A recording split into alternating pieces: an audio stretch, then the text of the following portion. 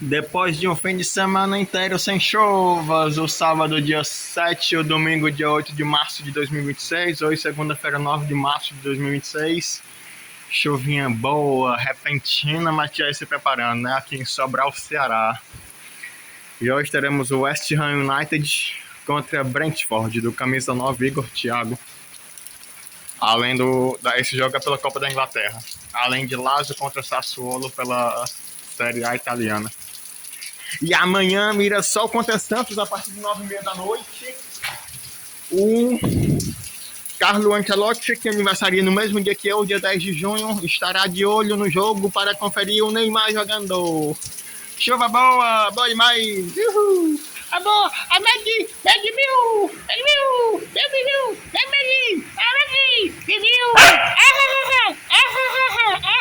Ela é maluca. Eu tô mais zangado. Ai! Ela é zangada.